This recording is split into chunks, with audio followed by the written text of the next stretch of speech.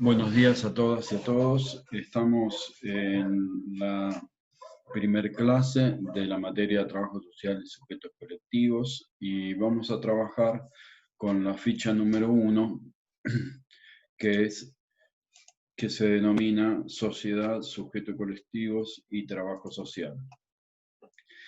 Este primer apunte intenta partir de una idea de sociedad que reconoce cierta secuencialidad, cierta cuestión histórica fundamental para definir la sociedad. Esto lo vamos a ver después en el segundo apunte, en el apunte de Argumedo, cómo ella va a definir la sociedad y ahí esta perspectiva histórica nos permite tomar nota de que en la sociedad actual va a haber una superposición de elementos que se van depositando a través del curso histórico. Por ejemplo, hay elementos que devienen de la invasión colonial europea. Por ejemplo, hoy los ponen de relieve la teoría feminista y la teoría decolonial, cuando plantean que la vigencia, la fortaleza del patriarcado en la cultura responde a 5 siglos de reforzamiento del mismo a partir de la invasión capitalista europea.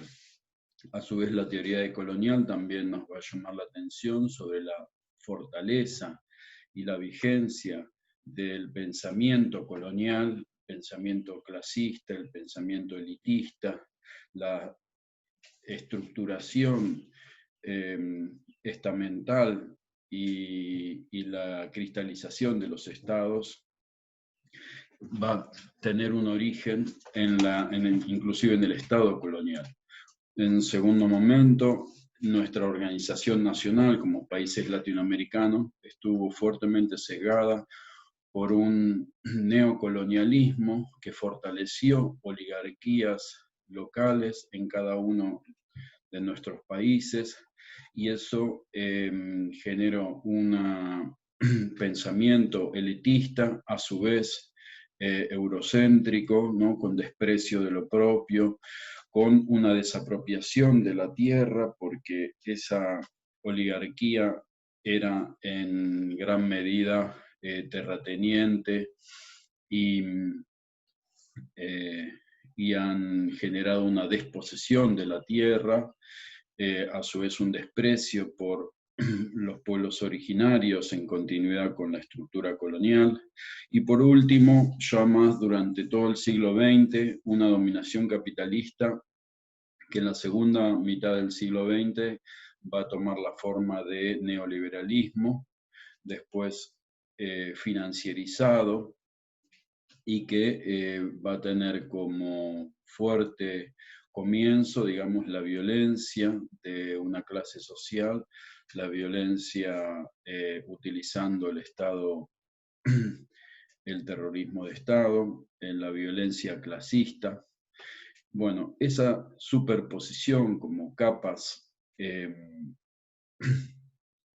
unas sobre otras, lo vamos a poder advertir en la cultura popular. Esto Gramsci lo tenía muy estudiado, digamos, cuando plantea el estudio, la incoherencia de alguna forma de la cultura popular.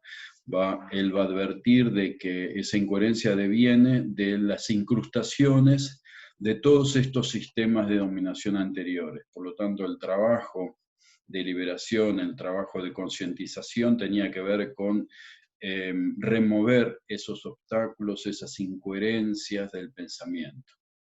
A su vez, Boaventura Santos también nos va a plantear cierta perspectiva, la conveniencia de mirar las sociedades desde una perspectiva histórica, porque él nos va a plantear una metodología de intervención que a nosotros nos va a gustar mucho usar, que es la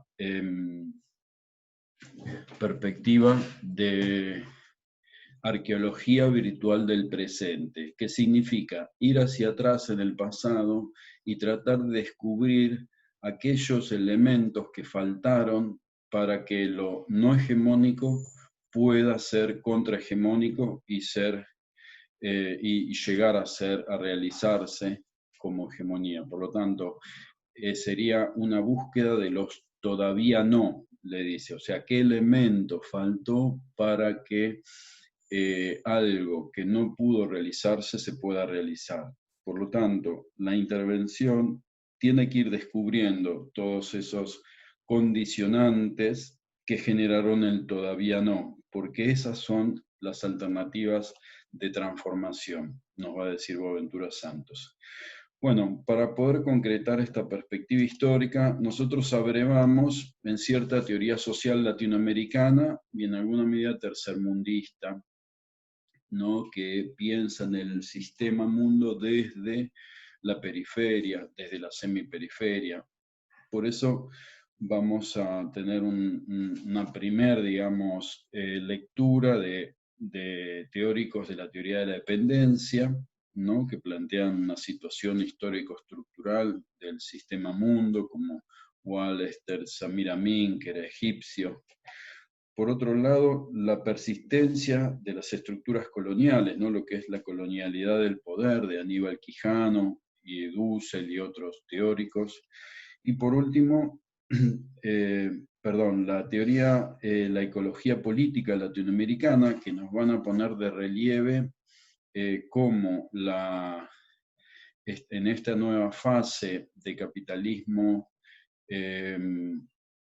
neoliberal, financierizado y de consumo y un estilo de vida depredador, van por las materias primas en Latinoamérica, acosando nuevamente, generando nuevos desplazamientos y nuevas matanzas sobre los pueblos originarios y intoxicación, cambio, digamos, pérdida de niveles de salud en la alimentación, pérdida de conjuntos, digamos, de patrones de vida y estilos de vida propios, autóctonos, originarios, en imposición de un estilo de vida depredador e insustentable. Por último, vamos a tomar desarrollos de la teoría feminista, que nos están de alguna forma interpelando a todo el sistema teórico anterior, poniendo de relieve cómo desde las propias afirmaciones de Marx, de su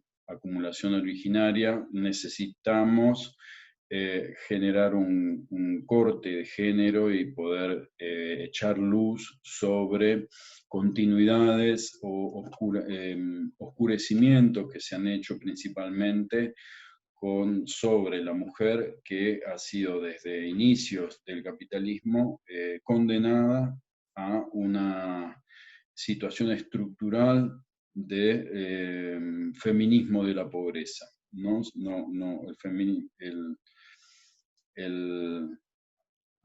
la situación de empobrecimiento de las mujeres no es algo que propio del neoliberalismo, es algo que ya estuvo previsto y definido por los primeros economistas políticos del siglo XVIII y XIX.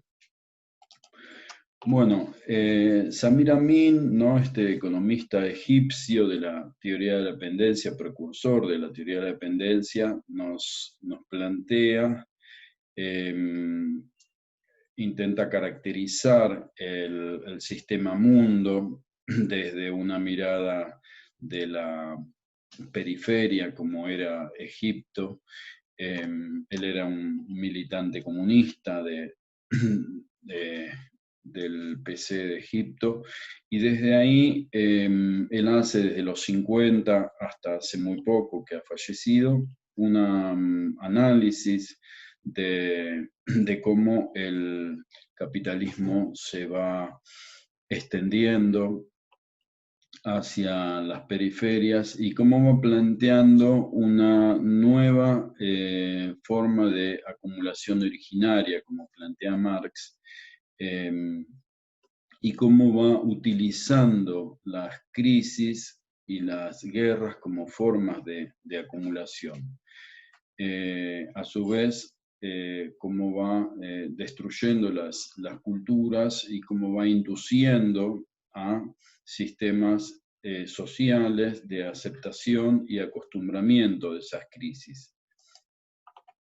Un eje central de los planteos de Samir Amin y de todos los economistas del sistema mundo es, bueno, cómo funciona el sistema a través de las corporaciones transnacionales, ¿no? Lo que llamamos también las multinacionales, ¿no? Cómo generan un entramado de poder en la sociedad y cómo de alguna forma avanzan sobre los países periféricos como la Argentina y como prácticamente toda Latinoamérica, con un esquema extractivo en el sentido de generar enclaves de exportación de productos a bajo costo sin desarrollar industrialmente los países, sin generar poder de compra y consumo, sino generando pobreza y a su vez el superpuesto el esquema de financiarización de la economía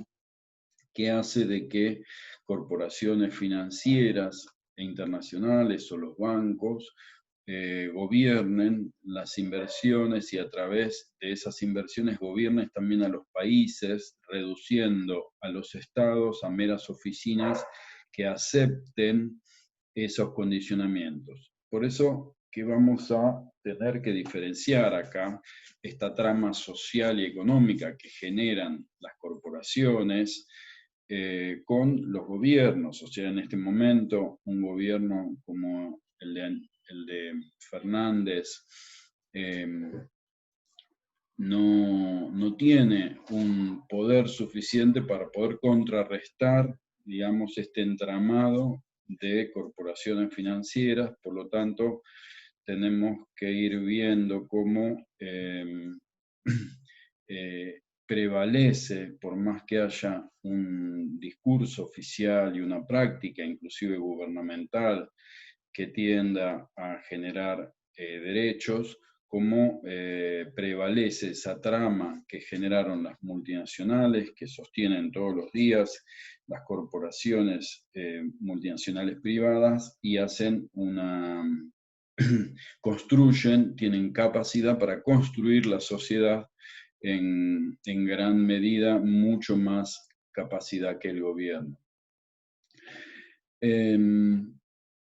Un elemento que desde el punto de vista del trabajo social nos va a interesar muchísimo es cómo se genera un conflicto muy fuerte por los bienes comunes sociales. O sea, estas corporaciones tratan de someter a los países periféricos a través de someter al Estado y se hacen de la renta de toda la clase trabajadora, que según los países va a ser a partir de distintos bienes. En el caso de Argentina fue típico el extractivismo de minerales, el extractivismo de soja y el extractivismo de plusvalía a través de los servicios públicos, ¿no? Los tarifazos de luz, de agua, de gas, cómo privatizar esos servicios generó que gran parte de nuestro trabajo termine en el exterior, en algún paraíso fiscal, propiedad de estas corporaciones multinacionales y de grupos oligárquicos locales, y por lo tanto se disemina el empobrecimiento no solamente en las clases trabajadoras, sino en general en conjuntos amplios de la población que exceden a las clases trabajadoras, ¿no? También gran parte de la burguesía es sacrificada por esta gran burguesía mundial para someterlas y empobrecer el conjunto social. Todo esto va configurando un tipo de sociedad que ya no la podemos denominar sociedad neoliberal, porque en realidad es una sociedad neoliberal amplificada, ¿no?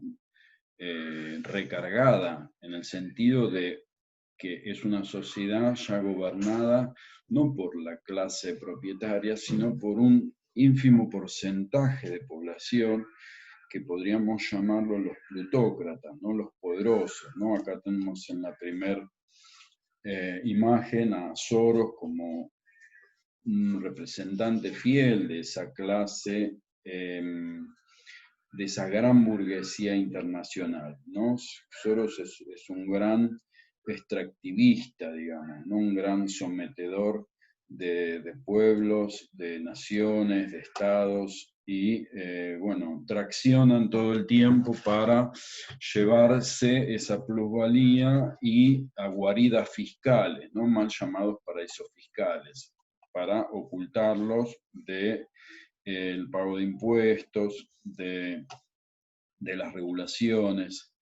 Entonces, lo que sucede en estas sociedades es que se genera un nuevo bloque histórico, pero ya no conformado por las clases propietarias, digamos, algo típico de la sociedad capitalista, sino solamente por, sino conformado por amplias clases, incluyendo vastos sectores trabajadores, pero hegemonizados por una fracción de ultraderecha radicalizada que con el uso monopolista de los medios de comunicación y construyen una sociedad que, como vamos a ver en la definición, en el apunte que viene, la definición de sociedad de Argumedo, entre otras cosas se caracteriza por la relación que plantea entre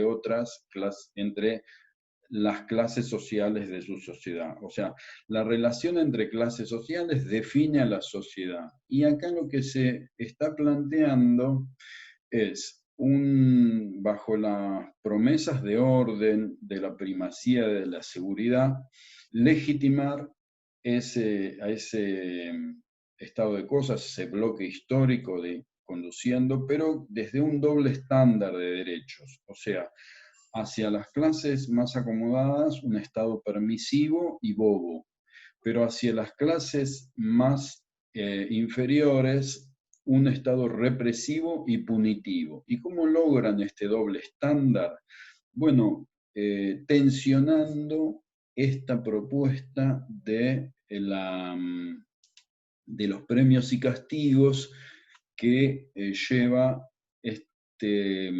esta vendría a ser cobertura de este discurso de la meritocracia. O sea, la meritocracia supone que hay algunos que han hecho las cosas bien, que han hecho mérito y deben posicionarse socialmente, y hay otros que no lo han hecho, volvemos a ese déficit moral, ¿no? No han tenido la conducta, no han tenido los valores, no han tenido las ganas, no han tenido la costumbre, y por lo tanto son los perdedores, y que de alguna forma hay que eh,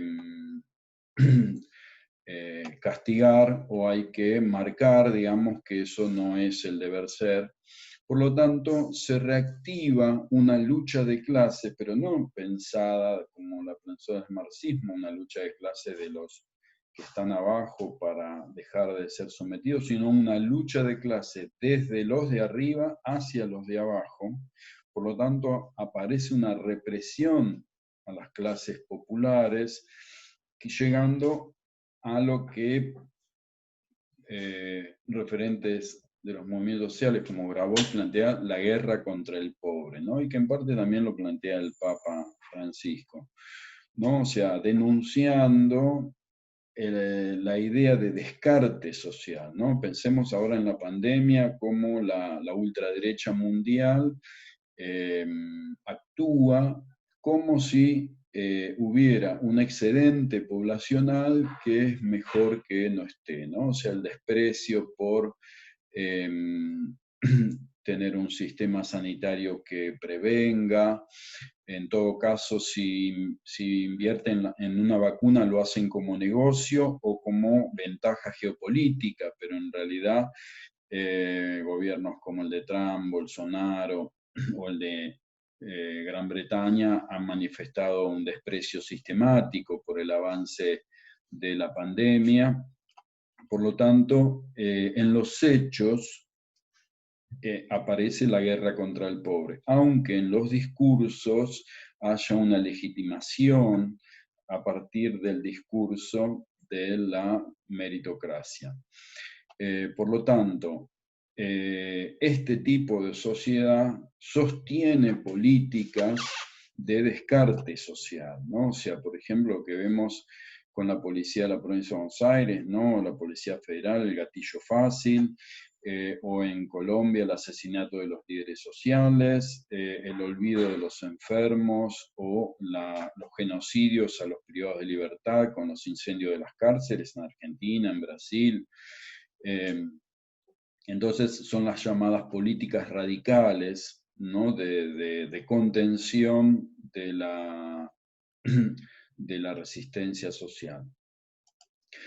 Por lo tanto, Boaventura Santos nos va a decir, no son sociedades que tengan un fascismo, hayan construido un fascismo político, como veíamos en Europa en los años 40 o en los años 30. Es un fascismo que radica en la sociedad, no del Estado hacia la sociedad, sino más bien de la sociedad hacia el Estado. Por eso él llama fascismo societal o fascismo social. También habla de demofascismo, ¿no? O sea, es una guerra contra el pobre, ¿no? Acá vemos en las imágenes de abajo un linchamiento, ¿no? Contra una persona pobre, ¿no? O el doble estándar que vemos cuando un jubilado asesina a un ladrón y lo presentan los medios plutocráticos como una defensa propia, en cambio cuando un ladrón agrede a un propietario, directamente piden la mayor, el castigo, digamos, inclusive la pena de muerte para algunos delitos. Por lo tanto, este fascismo societal es impulsado por esa fracción hegemónica del bloque del bloque social, pero no permea solamente a los sectores propietarios, sino también que llega a todos los niveles del cuerpo social. O sea, amplias capas de trabajadores, y esto lo vemos cuando hacemos entrevistas en las villas, y dicen, no, el que vive al lado mío es chorro, es esto, tiene mal vivir, no tiene buenas costumbres como yo y demás. Por lo tanto, ese ejercicio de segregación es en todos los niveles, y esto es logrado en gran medida también por la acción sistemática y permanente de los medios de comunicación, que en realidad son medios de difusión en manos de esta fracción hegemónica de la gran burguesía. Por lo tanto, la lucha de clases es una lucha de los de arriba contra los de abajo.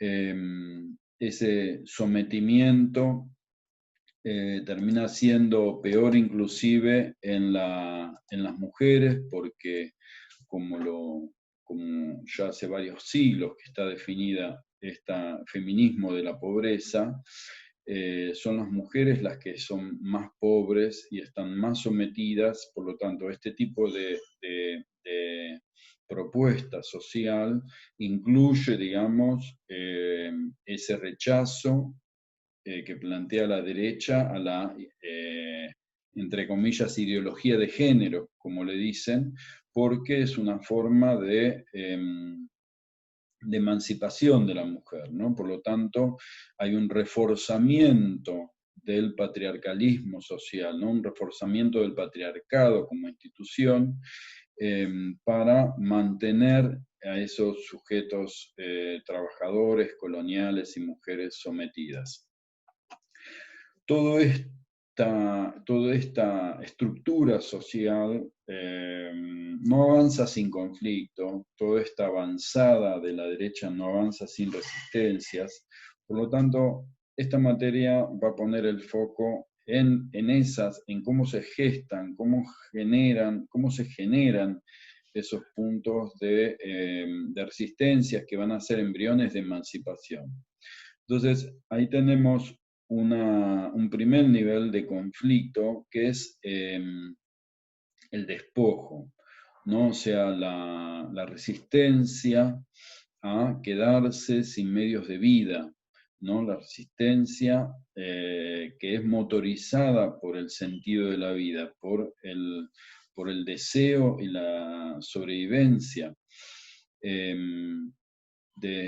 Ese conflicto es estructurado a partir de los sistemas de mercantilización, explotación y privatización de los activos públicos y bienes comunes. Acá en la ciudad, los servicios públicos, los impuestos, todas las vías de extracción de plusvalía que nos impiden, ¿no? Ese aumento de los impuestos, de los servicios públicos, son sustracciones de plusvalía que nos van reduciendo nuestra capacidad de consumo, nuestra capacidad de sobrevivencia, al punto de que haya sectores que directamente no tienen la posibilidad de tener un mínimo vital. En sectores rurales tenemos la inaccesibilidad a la tierra, ¿no? Los imposiciones mercantiles para los alquileres, los desplazamientos, las persecuciones, las masacres de los pueblos originarios, ¿no? Porque pretenden esas tierras para cultivos de soja, desmontes, y en las zonas andinas, digamos, las privatizaciones de los cursos de agua para generar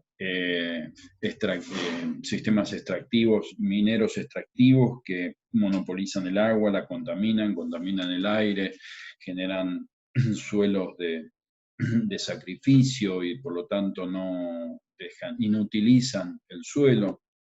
Por lo tanto, podríamos decir que un nivel de conflicto fundamental de organización de las resistencias tiene que ver con el conflicto de los espacios vitales, ¿no? Por lo tanto, ahí vamos a tener una primer tendencia a territorializar las luchas, ¿no? O sea, como forma de reapropiación de los espacios vitales, ¿no? La tierra, los alimentos, el agua, el aire. Bueno, para poder entrarle un poco a estas resistencias, a cómo surgen, cómo se organizan, cómo se colectivizan, cómo crecen, vamos a presentar la primera categoría teórica que queremos usar, que es justamente la idea de sujeto colectivo, ¿no? Como categoría. El profesor que usamos como para fundamentarnos es Martín Retamoso, un profesor de la Facultad de Humanidades de acá, Universidad de La Plata, y él el primer planteo que nos va a hacer es que la historia no es producto de una acción individual de un hombre o una mujer, sino de acciones colectivas, ¿no? Entonces tenemos la acción colectiva en la base de esa construcción del actor, ¿no? O sea, el actor no es un actor superdotado ni super líder, sino que son conjuntos de hombres y mujeres, los actores, ¿no? Para actuar en la historia hay que generar colectividad, ¿no? Actos colectivos, acciones colectivas. Esos sujetos se enlazan a partir de experiencias comunes, o sea,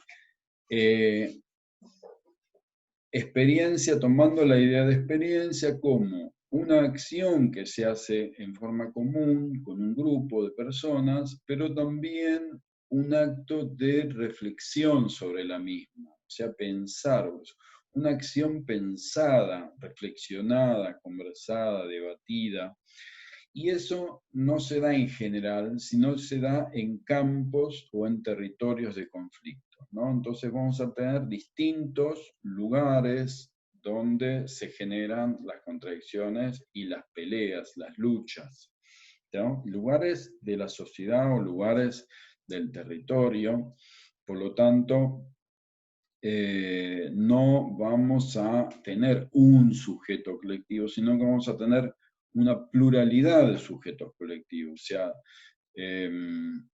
no, o sea, está la lucha de las mujeres, está la lucha de los trabajadores, están todas conectadas y atravesadas, pero hay campos de lucha, por lo tanto, hay elementos distintos por los cuales se lucha, ¿no? Una cosa es la lucha por el alimento, otra que se liga, pero no es igual, la lucha por la tierra, otra es la lucha por el ingreso, otra es la lucha por... O sea, son todas luchas conectadas y en la medida en que somos todos trabajadores, estamos de alguna forma todos con un destino común, pero se van definiendo campos de lucha. Entonces, la experiencia que se pueda construir en un determinado campo de lucha va a definir a un sujeto colectivo, ¿no? Por eso él va a hablar de plexo estructural, ¿no? O sea, el campo está definido por ese pliegue, ¿no? En la estructura que define un espacio de pelea, un espacio de lucha. Entonces, dentro de esos campos se definen los sujetos colectivos. Por lo tanto, nosotros como desde el punto de vista del trabajo social tenemos ese lugar de la experiencia como lugar de intervención. O sea, nosotros tenemos que entrar ahí a incidir en esa construcción de experiencia, ¿no? En tanto praxis, entre acción y el conocimiento, ¿no? Porque ahí es donde se genera la vinculación entre la conciencia del sujeto y el ser social, ¿no? El conectarse con los otros, el actuar en la historia. Entonces ese es el lugar de construcción de subjetividad donde ese sujeto va a tender a sumarse a esa acción colectiva o no, a desearla o no, a conocerla o no, a actuar o no. Ese es el lugar de la vinculación entre la estructura en términos de los campos, de los conflictos, de las contradicciones de la sociedad y la acción de ese sujeto, ¿no? Como dijera Caballé, entre lo micro y lo macro, o sea, la conexión entre lo micro y lo macro está ahí, en esa experiencia. Entonces, nuestro lugar de intervención va a ser esa experiencia de ese conjunto de sujetos. Esto es fundamental para ir pensándolo, pero bueno, a lo largo de toda la materia lo vamos a ir desarrollando y lo vamos a ir reafirmando. Bueno, por lo tanto tenemos que como esos campos son nuevos, esas contradicciones son nuevas, porque el capitalismo no es igual, el capitalismo va generando nuevas situaciones, nuevas contradicciones. Por ejemplo, no es lo mismo las contradicciones que tenían los pueblos originarios hace 2 décadas que las que tienen hoy. Hasta hace 2 décadas, en realidad los pueblos originarios en Latinoamérica habitaban rincones desérticos que lo que las oligarquías les habían dejado para habitar. Pero desde hace 2 décadas hasta ahora, este capitalismo extractivo, depredador, también los está desplazando de esos desiertos, porque quizá debajo encuentran petróleo en las rocas, como en Vaca Muerta, o litio, como en Bolivia, Argentina y Chile, cosas que antes no las extraían y ahora toman una montaña y la dinamitan completamente para llevarse los minerales. Entonces, eso es lo nuevo. O sea, por lo tanto, hay nuevos procesos productivos, nuevas formas de extracción de sus valías y por lo tanto nuevas resistencias, por lo tanto nuevas experiencias y nuevos sujetos colectivos. Por lo tanto, esta materia va estudiando con cierta medida, con cierto retraso, procesos sociales que son en alguna medida perecederos. No es el mismo estudio que hubiéramos hecho hace 20 años. Hoy estamos, por ejemplo, hablando de una reapropiación comunitaria del espacio de vida, ¿no? Por ejemplo, hace 20 años no hablamos tanto de comunidad. Hoy se está volviendo a fortalecer las comunidades porque el capitalismo neoliberal financierizado ha destruido tanto la trama social que surge con muchísima más necesidad con generar una trama social alternativa mucho más fuerte y bueno, ahí está cobrando fuerza la comunidad. No solamente acá en los pueblos originarios, donde nunca desapareció, sino también acá en el conurbano, en nuestros comedores comunitarios, eh, los consultorios comunitarios, los jardines comunitarios, las comunidades de convivencia para jóvenes,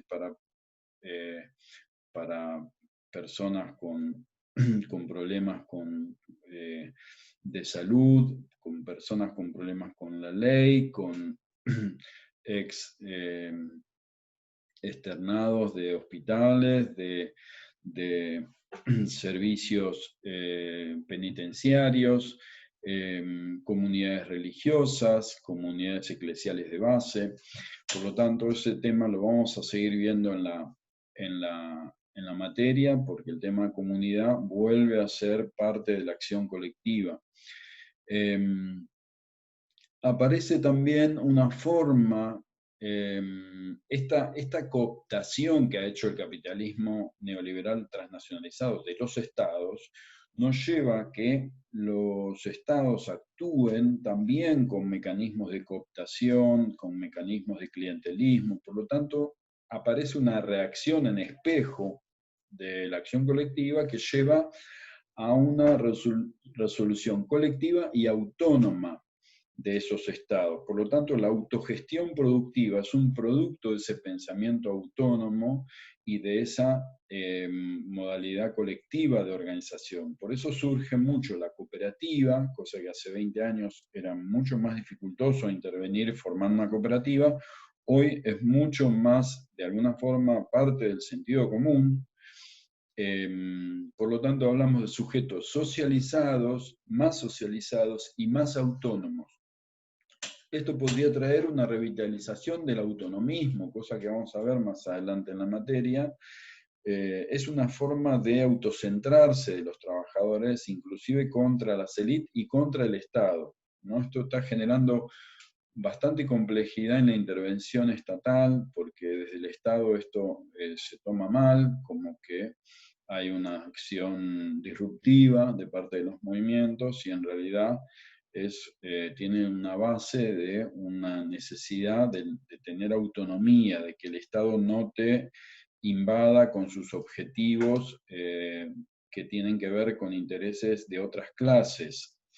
Por lo tanto, ese autonomismo supone también cierto clasismo trabajador. Por lo tanto, podríamos llegar a ver en los próximos momentos un refortalecimiento también del clasismo de los trabajadores. Pero después, como lo vamos a ver en algunos movimientos de feminismo popular, quizás no sea el clasismo que conocimos antes, que era un clasismo excluyente, sino un clasismo que no, de alguna forma, no segrega a gente de otras clases, sino que en todo caso trata de asegurar la conducción de los trabajadores en ese bloque histórico, pero incluye a otros miembros de otras clases. Bueno, también la promoción de formas y espacios de deliberación, o sea, otro concepto de democracia, porque bueno, el capitalismo ha hecho mal uso de la estructura institucional democrática, ha cristalizado de alguna forma la democracia representativa contra las formas de participación, por lo tanto ha segregado la participación, ha menospreciado, por lo tanto están de alguna forma sospechados los mandatos ¿no? Las representaciones, por lo tanto hay una primacía, un privilegio de la democracia directa, o sea, estamos hablando de sujetos democráticos. Bueno, en este momento la cátedra podríamos decir que también es un elemento de época, decir, bueno, vamos a tratar de referirnos a algunos movimientos de algunos sujetos colectivos que se van agregando en movimientos característicos de la época, ¿no? Por ejemplo, uno que tenemos en este momento muy fuerte son los trabajadores y trabajadoras de la economía popular. Bueno, esto están planteando, digamos, son conjuntos enormes. Pensemos que hoy el gobierno saca el subsidio familiar de emergencia pensando que va a haber 3 millones de familias que no tenían empleo y en realidad se anotan casi 9 millones de personas sin empleo. Por lo tanto, estamos suponiendo que esta población es enorme, o sea, la población que no tiene un trabajo fijo en blanco y que de alguna forma trata de construirse un trabajo como puede. Esta población es la que está alimentando a los movimientos por la economía popular. No estamos hablando de 9 millones de personas que tratan de ejercer un trabajo como pueden cuando las empresas no le dan trabajo, ¿tá? Entonces, en esos trabajos que ellos tratan de construir, de autoconstruir, bueno, se pide la visibilización. ¿Para qué? Para que sean visibles y no sean invisibles, por lo tanto, ser invisible es condición para no reconocerlo y por lo tanto no pagarlo, ¿no? Visibilizar un trabajo es la punta que podemos ver inclusive desde la intervención social, para construir dignidad en ese puesto de trabajo, que haya un reconocimiento, ¿no? Muchos trabajos de mujeres, muchos trabajos de cuidados, muchos trabajos de trabajadores migrantes, de trabajadores precarizados, de trabajadores extranjeros, de personas que han tenido problemas con la ley. O sea, dignificar los puestos de trabajo es una demanda muy fuerte que están planteando. También se proponen como un horizonte autónomo de esas organizaciones, lo que se llama organizar la economía popular. Esto lo plantea mucho en el marco de algunos movimientos sociales como un horizonte de emancipación. Recuperar y defender bienes comunes sociales, ¿no? Como puede ser la tierra, el techo, el trabajo, los alimentos, institucionalización de derechos, ¿no? O sea, construir el derecho, o sea, no quedarse en una tierra como intruso, sino avanzar regularizando esa situación, construyendo el derecho a la propiedad, en un trabajo, construir un convenio colectivo de trabajo, que el Estado genere una regulación del sector que permita, digamos, que haya una cobertura social, que accidentes, jubilaciones, obra social tengan de alguna forma aportes, tener los derechos del trabajador. ¿No? Muchos movimientos han generado cierto autoempleo, ¿no? Los recuperadores urbanos, los productores familiares, vendedores ambulantes, cooperativistas, la recuperación de fábricas. Fíjense que en esta, supongamos tomando el caso de los recuperadores urbanos, dignificar, reconocer, visibilizar significa dejar de ser como históricamente fue el ciruja, o que hurgaba en la basura y eso era penalizado porque era una contravención, un delito. En cambio, visibilizar y reconocer significa que la sociedad, por ejemplo, platense, a través del Estado municipal, diga, bueno, los recuperadores urbanos cumplen una función social porque mejoran la reutilización de los residuos, y eso genera un bien ambiental, genera un bien social, generan trabajo, generan trabajo digno. Esto no lo hace la Municipalidad de La Plata, porque hacerlo significaría reconocerlos como trabajadores y que cobren, por ejemplo, un salario digno. Pensemos que hoy una persona que trabaja de chofer manejando un camión de Sur puede ganar, no sé, 50, 100 mil pesos, y una persona que pasa atrás del camión con un carrito puede ganar 15 mil, o 10 mil, o 5 mil. O sea, no guarda ninguna relación un trabajo con el otro. O sea, un trabajo tiene toda una cobertura institucional, gremial, y el otro no tiene ningún tipo de cobertura, y eso es posible por una cuestión social, porque no hay visibilidad, porque no hay reconocimiento. Por lo tanto, ahí tenemos lugares de intervención. Esa es la intervención que estos movimientos necesitan. Por otro lado, tenemos otro movimiento muy importante por la soberanía alimentaria, muy importante a nivel latinoamericano, mundial. A nivel mundial, por ejemplo, Vía Campesina viene trabajando desde hace décadas. A nivel latinoamericano, los pueblos originarios, los movimientos populares en general, todos trabajan a partir de la necesidad de sobrevivencia, trabajan la cuestión alimentaria por su pasado popular, campesino y originario. Pensemos que la gran mayoría del pueblo tiene un origen rural, que ha migrado de las provincias, de las distintas regiones, de los países limítrofes. Por lo tanto, hay una posibilidad de intervención que tiene que ver con recuperar cierto bagaje cultural que tiene que ver con la soberanía alimentaria. A partir de la invasión colonial de la Revolución Verde, se ha generado una pérdida de esa cultura, una pérdida de la soberanía,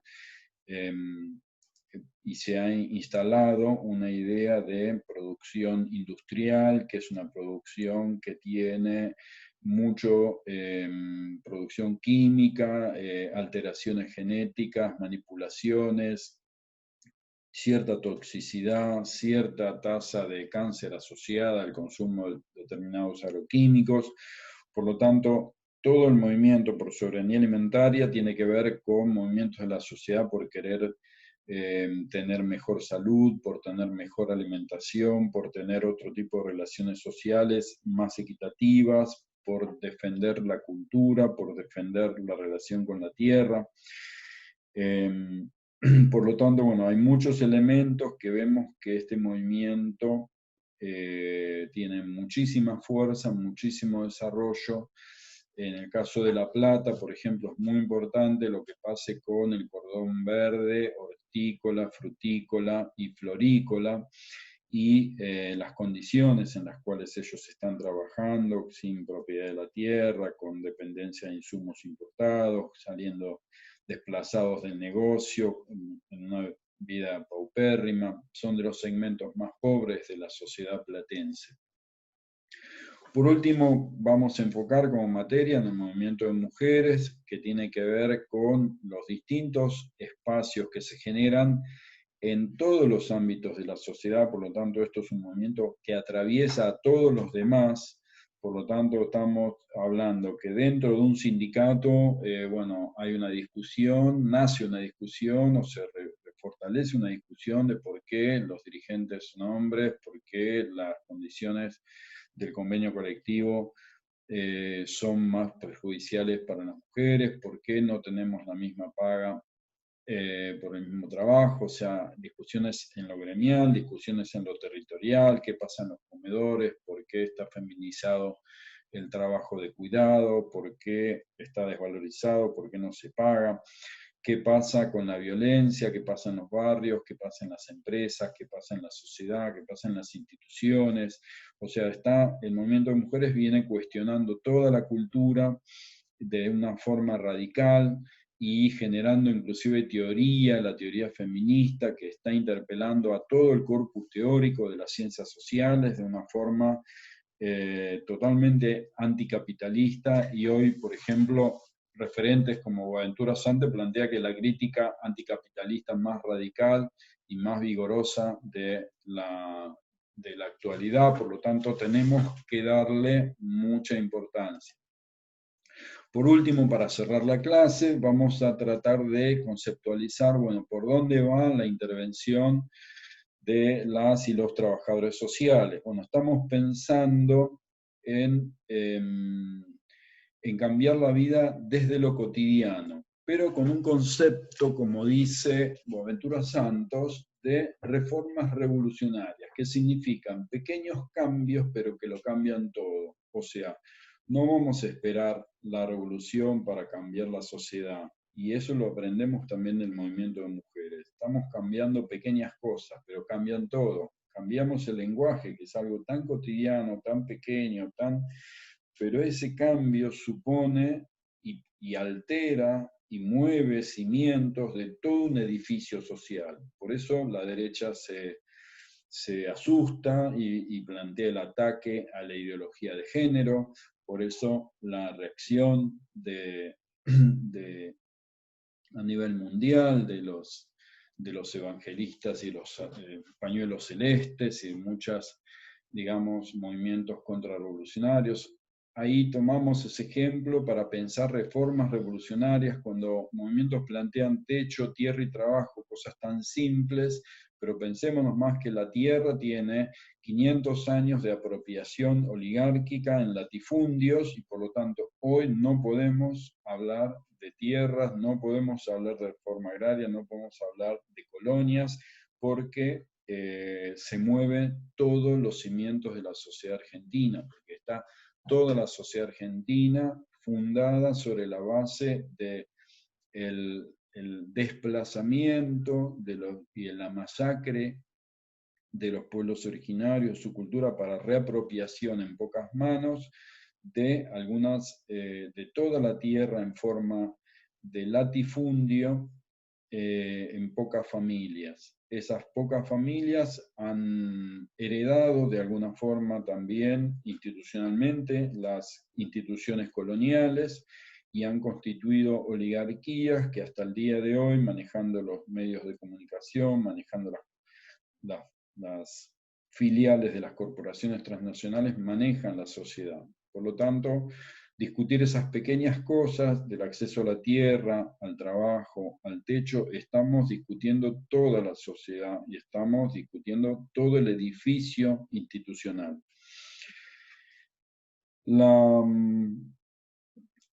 Boaventura Santos nos propone que la intervención trabaje en la construcción de una cultura democrática, no solamente prácticas democráticas, sino también conocimientos, por ejemplo, no eurocéntricos, no eurocéntricos que desprecian lo nuestro, que desprecian lo que viene de atrás, que desprecien lo que viene de abajo, que valoricen solamente lo que te promete el progreso, lo que promete futuro, sino lo que valorizar, reconocer lo que somos, lo que fuimos, nuestras identidades, lo que somos como pueblo, nuestra cultura, y no solamente lo que viene de afuera. Por lo tanto, en esa cultura democrática hay toda una epistemología nueva que tenemos que construir, porque los viejos saberes reproducen las viejas instituciones.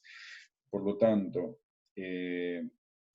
todo de alguna forma reproducción social de lo instituido supone un saber y por lo tanto tenemos que poner en cuestión los saberes para poder en cuestión las construcciones institucionales. Pero no solamente es una cuestión de prácticas y saberes, también de sentimientos, también de expresión, también de estética, también de discurso, de oratoria, o sea, tenemos que hasta cambiar, dice, nuestra forma de expresarnos, nuestra forma de hablar, nuestra forma de comunicarnos. Por eso que cuando pensemos en la intervención, siempre vamos a plantear en esos tres vectores, ¿no? Prácticas, saberes y sentires. O sea, porque la subjetividad, que es una de las estructuras que hemos visto que consolidan la reproducción social del pasado, tiene un costado muy fuerte que tiene que ver con el deseo, que tiene que ver con lo estético, que tiene que ver con lo expresivo. Por lo tanto, ahí tenemos que ver que el cambio de esa cultura democrática no solamente hay que conocer y hacer, hay que también desear, ¿no? Hay que también querer cambiar. Por lo tanto, nuestra intervención va a tener siempre esos tres vectores, debería tener siempre esos tres vectores a la vista, ¿no? Operar sobre prácticas, operar sobre saberes y operar sobre todas las cuestiones que tienen que ver con los sentimientos. De esa forma estamos interviniendo sobre los sujetos, si no nos va quedando por fuera una parte del sujeto que o no la consideramos o no la intervenimos.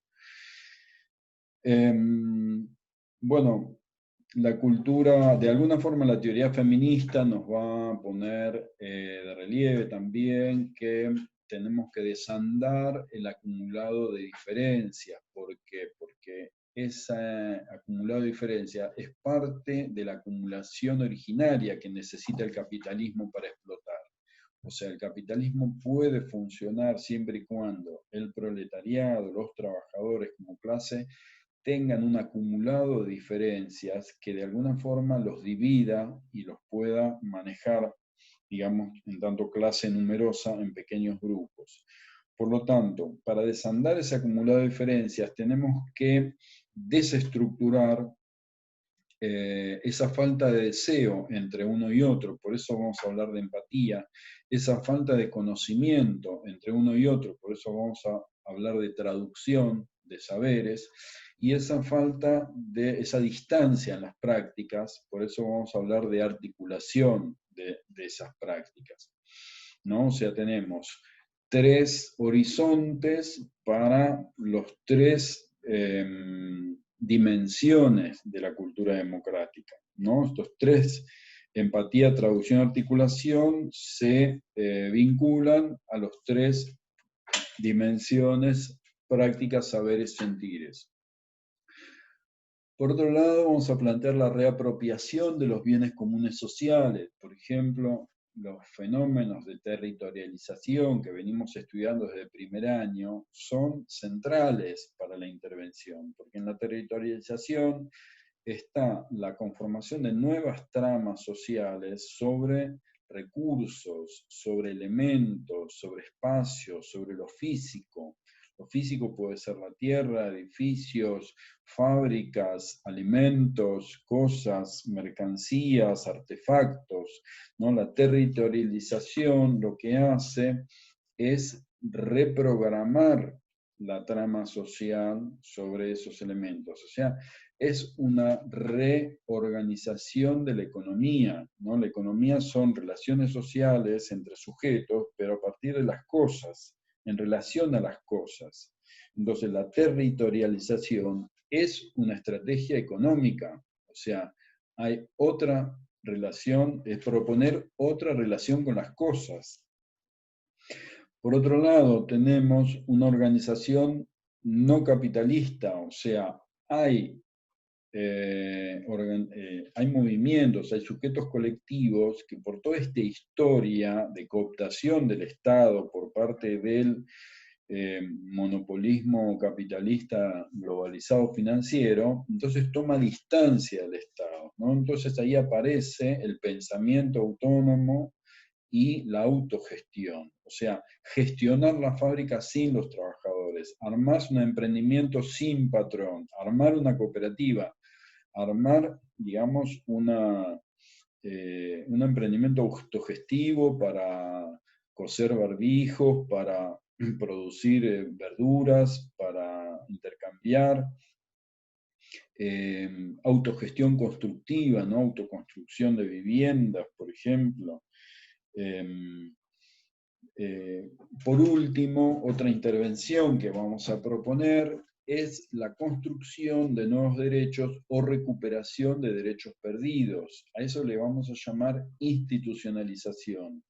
O sea, para nosotros, en términos de intervención con sujetos colectivos, institucionalización significa poder acompañar, porque esto no es una tarea que pueda hacer el trabajador social o la trabajadora social solos. Esto es una tarea donde va a entrar un concepto que nosotros vamos a definir como sinergia emancipatoria, o sea, una asociación entre el sujeto colectivo y o el trabajador social, de forma tal de fortalecerse mutuamente en un programa emancipatorio. Y, por ejemplo, en concreto puede ser instaurar un programa de soberanía alimentaria, ¿no? Donde por ahí tenemos, no sé, una provisión de alimentos secos a comedores y construimos con el movimiento, con el sujeto colectivo y la trabajadora social o trabajador social, un programa donde con ese dinero se pueda producir el alimento propio y no estar de alguna forma perdiendo parte de ese recurso que invierte el Estado en corporaciones multinacionales o empresas privadas que sustraen permanentemente plusvalía y explotan a esa comunidad, sino invertir todo ese dinero en la producción de alimento propio, en emprendimientos autogestivos, gobernados por los mismos pobladores, y esto puede ser perfectamente viable en un municipio, en un barrio, en una delegación municipal, en un ámbito territorial de un área metropolitana o una pequeña localidad interior o una ciudad intermedia. Así que bueno, tenemos tres horizontes fundamentales: territorialización, autogestión e institucionalización, que los vamos a seguir trabajando a lo largo de la materia. Bueno, más o menos hasta acá es un poco todo lo que queríamos en esta ficha 1, como introducir un poco la materia con distintos conceptos, que bueno, después cuando repasemos el marco conceptual intentaremos con los conceptos principales ir armando un glosario que esté colgado ahí en el aula para que lo podamos más o menos todos visualizar. Bueno, muchas gracias por la atención. Nos vemos en la siguiente clase.